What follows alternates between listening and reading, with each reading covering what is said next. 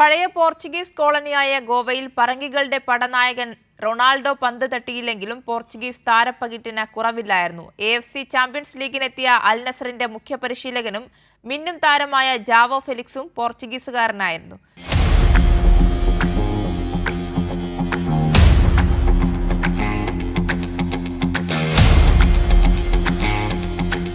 എവിടെ തിരിഞ്ഞാലും പോർച്ചുഗീസ് അധിനിവേശത്തിന്റെ ശേഷിപ്പുകൾ കാണാം. ഗോവയിൽ മത്സരം നടക്കുന്ന മർഗാവിന് പോലും പോർച്ചുഗീസ് പേരാണ്. പറങ്കികളുടെ നാട്ടിൽ നിന്നും വാസ്കോഡ ഗാമ കപ്പലിറങ്ങി വന്ന അതേ ഗോവയിലേക്കാണ് പോർച്ചുഗീസുകാരനായ ക്രിസ്ത്യാനോ റൊണാൾഡോ പന്ത് തട്ടേണ്ടിയിരുന്നത്. ആരാധകർക്ക് ആദ്യം കാത്തിരിപ്പ്, പിന്നെ പ്രതീക്ഷ, ഒടുവിലൊരു നിരാശ. എതിരാളിയായ FC ഗോവയുടെ ക്യാപ്റ്റൻ സന്ദേശ് ജിങ്കൻ പോലും ഈ നിരാശ പങ്കുവച്ചു. ഇതിഹാസമില്ലാതെയാണ് അൽ നസർ താരങ്ങൾ ഗോവയിലെത്തിയത്. പരിശീലകൻ ഹോർഗെ ജെസ്യൂസും അൽ നസർ താരമായ ജാവോ ഫെലിക്സും പോർച്ചുഗീസുകാരാണ്. പോർച്ചുഗീസ് കോളനിയായ ഗോവയെക്കുറിച്ച് താൻ കുട്ടിക്കാലത്ത് പഠിച്ചിട്ടുണ്ടെന്ന് ജെസ്യൂസ് പറയുന്നു. ലോക ഫുട്ബോളിലെ അറബിപ്പൊന്നു പോലെ അൽ നസറിനെ കാൽപന്ത് സ്നേഹികൾ ഉറ്റുനോക്കിയതും റൊണാൾഡോ എന്ന ഒറ്റ മന്ത്രത്തിലാണ്.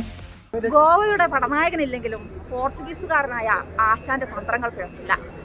ഉജ്ജ്വലമായൊരു പോരാട്ടത്തിലൂടെ അൽ നസർ ടീം അംഗങ്ങൾ മടങ്ങി. കൈരളി ന്യൂസിനു വേണ്ടി ഗോവയിൽ നിന്നും AP സതീശൻ.